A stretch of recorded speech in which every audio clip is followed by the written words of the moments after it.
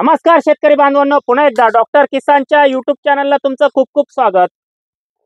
गेल्या 4-5 दिवसापूर्वीच्या पावसामध्ये आपण गळकूज न होऊ देता सेटिंग कसं केलं त्या संदर्भामध्ये आजचा व्हिडिओ खूप महत्त्वाचा आहे. सुधाकर व्हरायटीमध्ये आपण या ठिकाणी उभे आहोत. 40-41 दिवसाचा प्लॉट आहे. साधारणतः आज दिनांक आहे 16 ऑक्टोबर 2024. हा प्लॉट गेल्या 6-7 दिवसापूर्वी फ्लॉवरिंगमध्ये होता आणि 10 तारखेपासून रोज पाऊस होतोय. मग ह्या पावसामध्ये आपण आज सेटिंग स्प्रे घेत असताना पहिले 4-5 दिवस आपण ही बाग वाचवताना कसं कामकाज केलं त्या संदर्भामध्ये आजचा हा व्हिडिओ खूप महत्त्वाचा आहे. शेवटपर्यंत बघायचा आहे. आपण जर बघितलं माल खूप आहे, भरपूर माल आहे या ठिकाणी. जर आपण बघितलं अशा पद्धतीने आपण या ठिकाणी सेटिंग आजचा सेटिंग स्प्रे झाला. हा सेटिंग स्प्रे झाल्यानंतर आज तुम्हाला 2 ते 3 mm मनी दिसतोय. बाजरी अवस्था आहे, ज्वारी अवस्थेच्या आसपास आहे. मग आज आपण सेटिंग स्प्रे घेतला. काल मी शेतकऱ्याला सांगितलं होतं, पण काल देखील 4 वाजता ज्यावेळेस त्यांचं एसएस मशीन इथं आलं तेव्हा पाऊस होता, म्हणून आज सकाळी अर्ली मॉर्निंग दव बादड नसलं तर स्प्रे घ्यायला लावला होता आणि तो स्प्रे झालेला आहे. माझ्यासोबत शेतकरी आहेत. दादा, आपलं पूर्ण नाव सांगा. माझं नाव कैलासराव दुकासर, मुक्काम मालसनी, तालुका चांदूर, जिल्हा नाशिक. Mobile number 84 59 47 47. आपली ही सुधाकर व्हरायटी आहे आणि गेल्या 2-3 वेळा मी म्हणजे हायवे लगत असल्यामुळं व्हिजिट केल्या. तुमचे 4-5 प्लॉट माझ्याकडे रजिस्टर आहे. सिमला मिरची असेल, टोमॅटो असेल, त्याचप्रमाणे सोनाकाचे प्लॉट देखील आपल्याकडे रजिस्टर आहे. ते तर पूर्ण पोंग्यात पावसात होते. काल देखील आपण खाली जर बघितलं, इथं उभं राहिलं म्हणजे पूर्ण खाली पूर्ण पाणी होतं. काल पण पाऊस झाला. काल पाऊस झाला. तर जो 10 तारखेला पूर्ण 40-50% फ्लॉवरिंग मध्ये प्लॉट होता, त्या दिवशी आपला 35वा दिवस होता. पण खूप पाऊस झाला त्या दिवशी, म्हणजे ढगफुटी सारखा एकदम पाऊस झाला. पण मग म्हणजे अशी हे होते भीती का नेमकी आता प्लॉट हे होतं काय ड्रॉपिंग राहील का नाही असं. कारण पाऊस तेवढ्या परत 2-3 दिवस पाऊस होता लगोपाठ, म्हणजे 35-36 दिवस 3 दिवस लगोपाठ पाऊस होता. रान पूर्ण एकदम फ्लॉवरिंग मध्ये होतं. म्हणजे एक शक्यता नव्हती की बा रान आपलं वाचल बा असं.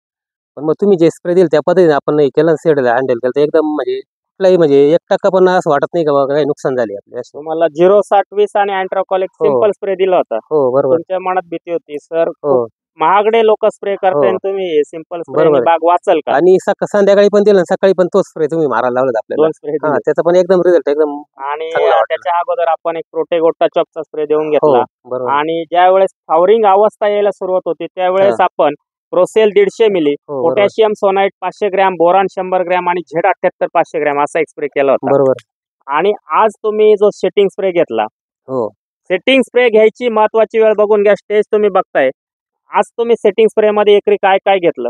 आपण 12 ग्रॅम जे घेतला, बरोबर, आणि टेक्केल 1 लिटर घेतलं, बरोबर, एजेटेक CP 500 आणि रनमॅन नव्हतं मग स्टनर घेतलं 80 मिली. 80 मिली. हो, तर मग सकाळी आपण दिले 9:30 वाजता दिले आपण स्प्रे, सेटिंग स्प्रे. ओके. आपण त्याच्यामध्ये स्टनर किंवा रनमॅन घेण्यापाठीमागचा उद्देश एक आहे की सातत्याने वातावरण खराब आहे, घडामध्ये डाउनी मिल्ड्यूचा आगमन होऊन ते नंतर आपल्याला पाणी टचला दिसता कामा नये, म्हणून हा स्प्रे आपण सेटिंग स्प्रे मध्ये घेतो. कारण आपण एक्सपोर्टचं काम करत असताना मित्रांनो बरेचसे बंधन आपल्याकडे आहे की एलिट अँट्राकॉलचा वापर किती वेळा केला पाहिजे, प्रोफायलरचा वापर किती वेळा केला पाहिजे, M45चा वापर किती वेळा केला पाहिजे, या सगळ्या गोष्टी लक्षात घेणं गरजेचं आहे. आणि सगळ्यात महत्वाची गोष्ट की तुमचा रूट झोन किती ऍक्टिव्ह आहे. आपण जर इथं बघितलं, हा भोत आहे, खाली पाणी दिसतंय, खाली ट्रॅक्टरची चाकारी पाणी साचलेलं तुम्हाला या ठिकाणी दिसतंय. मग अशा वेळेस वरती हे जर घड तुम्ही बघितले, हे संपूर्ण तुम्ही जर घड बघितले, पूर्ण घड तुम्ही या ठिकाणी बघा, पूर्ण सेटिंग झाले. आता इथं मी ज्या वेळेस सेकंड डीप करायला सांगणार आहे पुढच्या 4-5 दिवसामध्ये, त्यावेळेस या शेतकऱ्याला अगदी त्या ठिकाणी जास्त फुटी निघालेल्या असतील, एका झाडावर किंवा एका काडीवर 2 घड असतील, आपल्याला झाडावर त्या ठिकाणी फक्त आणि फक्त 30 ते 32 बस ठेवायचे. पाठीमागं त्यांचे वडील त्या ठिकाणी बघा, तुम्ही पाठीमागं बघू शकता त्यांनी फुटी काढलेली आहे. पाठीमागं त्या ठिकाणी तुम्ही बघा, खाली त्यांनी काढून टाकले, घड पण काढून टाकले, फुटी काढलेले. मग हे काम आपल्याला सेटिंग पर्यंत का करायचं नव्हतं की या वर्षीचं वातावरण त्यांना मी सांगून गेलो होतो. 5 फूट काढली तेव्हा एकदा आलो की इतका माल ठेवायचा नव्हता, परंतु यावर्षी थोड्याफार प्रमाणात हा राहू द्या. पण ज्या वेळेस आपण सेटिंग मधून बाहेर निघू, सेटिंग झाल्यानंतर सेकंड डीप केली किंवा सेकंड डीपच्या अगोदर आपण हा माल कमी करणं गरजेचं आहे. आता ही इतकी सुंदर सेटिंग झाली, परंतु ही गर्दी, घडाच्या मागचं पुढचं पान, ही जी नवीन फूट आली, अशा फुटी आपल्याला काढून घेणं गरजेचं आहे. कारण हा जो माल आहे, हा बघा तर माल आपण तुम्ही सगळा मालच बघताय अगदी सुंदर आहे. जवळजवळ 50% नॅचरल थिनिंग. इतक्या पावसात दव बादळामध्ये 2 दिवस तुमच्याकडे पाऊस झाल्यानंतर सकाळी गच्च दव बादळ हो होतं. होतं ना. त्यावेळेस तुम्हाला मी अर्जंटली सांगितलं की अगदी 7:30च्या आत प्रोटेगो आणि बॅसिलसचा बरोबर. स्प्रे करा. दुसऱ्या दिवशी रिपीट लगेच संचार 40 टचअपचा स्प्रे हो करा. ते बरोबर. 2 स्प्रे केल्यामुळे काय फायदा जाणवला तुम्हाला? एकदम म्हणजे डावणीचं कुठे म्हणजे दिसत नाही आणि सेटिंग पण चांगली वाटते म्हणजे गळ पण नाही झाली पहिली, कूज नाही झाली पहिली गोष्ट. सगळ्यात हा, महत्वाची कूज नाही गळकूज झाली. नाही झाली. हा. मित्रांनो, आपला व्हिडिओचा विषय तोच आहे की सातत्याने होणाऱ्या पावसामध्ये आणि आपल्याकडून अन्नद्रव्य व्यवस्थापन फवारणीचं नियोजन चुकल्यानंतर गळकूज होते आणि त्या नुकसानीला आपण सामोरं जाऊ नये म्हणून साधारणतः 15-20% गोल व्हरायट्यांमध्ये ज्या वेळेस फ्लॉवरिंग स्टेजला येतो त्यावेळेस पहिली फवारणी घ्या. प्रोशेल 150 ते 200 मिली, पोटॅशियम सोनाइट 500 ग्रॅम, एक्सपोर्टचं काम करताय बोरॉन 100 ग्रॅम, Z78 400 ग्रॅम. दुसऱ्या दिवशी फवारणी घ्या. ढगाळ हवामान आहे, डाउनी किंग 500 मिली, Z78 400 ग्रॅम. त्या दिवशी तुम्ही ड्रिपच्या माध्यमातून द्या एकरी 5 किलो 060-20 आणि 500 ग्रॅम टचअप. त्याच्यानंतर पुढच्या दिवशी फवारणी घ्यायची रिव्हर्स 160 मिली, स्कोर 100 मिली. त्याच्या पुढच्या दिवशी सकाळी तुम्हाला फवारणी घ्यायची. अगदी अर्ली मॉर्निंग 7-8 वाजेच्या आत फवारणी झाली पाहिजे. संचार 40 400 मिली, टचअप 500 ग्रॅम. संध्याकाळी तुम्हाला घ्यायचंय 40-50% फ्लॉवरिंग अवस्था असताना एकरी डेलिकेट 180 मिली. त्यानंतर तुम्हाला पुढची फवारणी घ्यायची. त्या ठिकाणी आपला लुनाचा विषय झाला होता. लुनाच्या हो. ऐवजी तुम्हाला परत एकदा टचअप आणि प्रोटेगोचा स्प्रे घ्यायला लावला हो. आणि आपण 2 दिवस थांबलो. त्याच्यानंतर एक ॲजिटेक CPPU, त्याच्याबरोबर आपण पोटॅशियम सोनाइट आणि बोरान आणि अँट्राकॉलचा स्प्रे घेतला आणि त्यानंतर आपण सेटिंग स्प्रेला एक दिवस थांबून काल झाला नाही, आज आपण सेटिंग स्प्रे घेतला. या सगळ्या गोष्टी करण्यापाठीमागचं कारण एकच आहे मित्रांनो, की आपल्याला जर आपल्या द्राक्ष बागेमध्ये गळकुजीपासून थांबायचं असेल तर फवारणीचं योग्य नियोजन. आता मी ह्या फवारण्या सांगितल्या, काही शेतकरी कमेंट टाकतात की सर हळूहळू बोला. एवढा हळूहळू बोलून तो 20 मिनिटाचा व्हिडिओ तुम्ही बघत नाही. व्हिडिओ स्किप करून न बघता व्यवस्थितरित्या स्टेजेस लक्षात घ्या. फ्लॉवरिंग अवस्था यायला सुरुवात होते. गोल व्हरायट्या, इलोंगेशन व्हरायट्यांमध्ये फ्लॉवरिंग अवस्थेत मण्याचा पॉईंट मिळवण्यासाठी कसं कामकाज केलं पाहिजे, जिब्रालिक ऍसिड असेल, इतर हार्मोनचा वापर कसा केला पाहिजे, तो देखील व्हिडिओ मी देणारच आहे.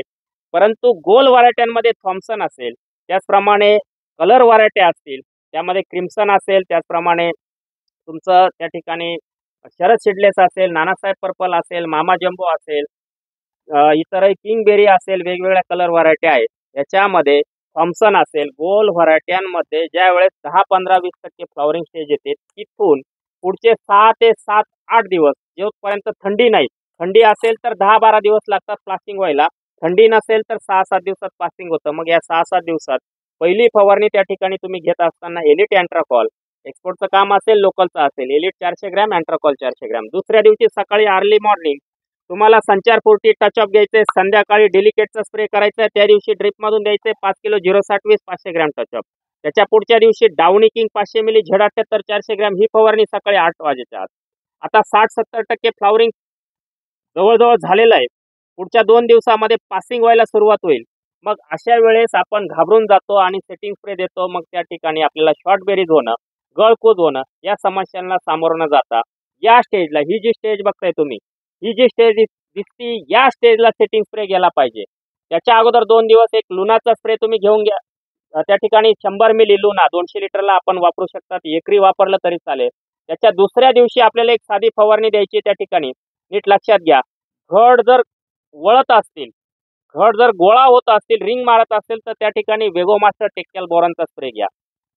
पूर्णपणे बाजरी अवस्था, बाजरीच्या अगोदर आलंय त्या ठिकाणी ही जी स्टेज आहे, इथं सेटिंग स्प्रे घ्या. एकरी 12 ग्रॅम GA, ॲजिटेक CPPU फक्त आणि फक्त 500 मिली एकरी, टेक्कॅल 1 लिटर, रनमॅन 80 मिली किंवा ॲमिस्टार 200 मिली किंवा टनर 80 मिली, कुठलंही एक तिघांपैकी एक बुरशीनाशक टाकून ती फवारणी करून घ्या. दुसऱ्या दिवशी urea 200 gram, sulphur 200 gram. 50% thinning केली, राहिलेली 50% थिनिंग आपल्याला करून घ्यायची. शेटिंग झालं, आपल्याला माहिती आहे आता गळपूस नाहीये. युरिया सल्फरचा स्प्रे घ्या. त्याच्यानंतर 13-0-45 मॅग्नेशियम सल्फेटचा स्प्रे घ्या. मोहेंटो ओडी वायोगाचा एक स्प्रे घ्या, जेणेकरून मिलीबगचा त्रास आपल्याला होणार नाही. आणि एक चांगला स्प्रे त्या ठिकाणी घेत असताना आपल्याला सेकंड डिपच्या अगोदर बुरशीनाशकचा स्प्रे आपण कोणता घेतला पाहिजे, तिथं तुम्हाला स्प्रे घ्यायचा आहे. संचार 40 400 मिली, टचअप 500 ग्रॅम. जो सेकंड डिपच्या अगोदर आपण घेणार आहोत, तिथून आपल्याला एक्सपोर्टचं काम करताना बऱ्याचशा गोष्टींचा विचार करायचा आहे. तर या सगळ्या गोष्टींचा विचार करून चांगलं सेटिंग जर आपल्याला करायचंय, सातत्याने होणारा पाऊस असेल, पांढऱ्या मुळांच्या कक्षेमध्ये किंवा जमिनीच्या कक्षेमध्ये वापसा नाही, अशा वेळेस मुळी कशी सुरू ठेवायची, त्याच्यासाठी काय केलं पाहिजे, या सगळ्या गोष्टी आजच्या व्हिडिओमधून सांगत असताना परत एकदा शेतकऱ्याकडे येतो. कैलासजी, एक शेवटचा प्रश्न विचारतो. सुधाकर व्हरायटीचा प्लॉट आहे. गेल्या वर्षी तुमचा डॉक्टर किसानकडेच रजिस्टर होता. हो. गेल्या वर्षी निम्म्याने माल कमी होता. हो. तेव्हाही तुमचा पोंगा स्टेजमध्ये खूप पाऊस होता. या वर्षी पोंगा स्टेजला पाऊस कमी, पण फ्लॉवरिंग सुरू झालं. दोडा अवस्थेपासून सातत्याने पाऊस आहे. हो. आज बाग वाचवली, खूप चांगला घड लेंथ असेल किंवा घडाचा सांगाडा असेल, सगळ्या गोष्टी आपल्याला मिळाल्या. पण आता इथून पुढे 60 दिवस आपल्याला खूप काळजी घ्यायची. सेकंड डीप, थर्ड डीप, तुमचं काय मत आहे? डॉक्टर किसानच्या भरोश्यावर हे सगळं होऊ शकतं का? हे सगळं तुमच्या वर्षावर आहे. आणि म्हणजे असं आहे का, तुमच्या प्रमाणे सांगितल्याप्रमाणे जर काम केलं तर कुठलीही अडचण नाही आणि बिनधास्त एकदम, म्हणजे कुठलंही टेन्शन नाही तुमच्या याच्यावर असल्यावर. मग तुमच्या याच्याप्रमाणे शेड्यूल प्रमाणे स्प्रे केले पाहिजे, फक्त कुठलीही अडचण येत नाही एकदम. नक्कीच शेतकरी मित्रांनो, या प्लॉटचा अजून एक व्हिडिओ आणि गेल्या वर्षाप्रमाणे हार्वेस्टिंगला एक व्हिडिओ, 2 व्हिडिओ या प्लॉटचे या शेतकऱ्यासमोर तुम्हाला, म्हणजे या प्लॉटमध्ये आजूबाजूचे शेतकरी, त्यांचा मोबाईल नंबर आहे, तुम्ही प्लॉट घेऊन बघू शकतात सिच्युएशन काय होती. हाच प्लॉट नाही, समोर पाठीमागच्या बाजूला सुपर सोना काय, साधी सोना काय, भाजीपाल्याची शेती, सगळं डॉक्टर किसानचंच मार्गदर्शन ते घेत आहेत. आजचा हा व्हिडिओ तुम्ही शेवटपर्यंत बघितला. गळकूच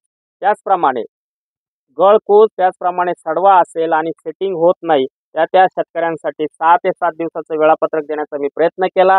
नीट जर ऐकलं आणि त्या पद्धतीत अवलंब आपण केला तर नक्कीच तुमचे प्लॉट त्या ठिकाणी जगू शकतात. एवढंच आजच्या व्हिडिओमधून सांगतो आणि तुम्हाला येणाऱ्या दीपावलीच्या शुभेच्छा.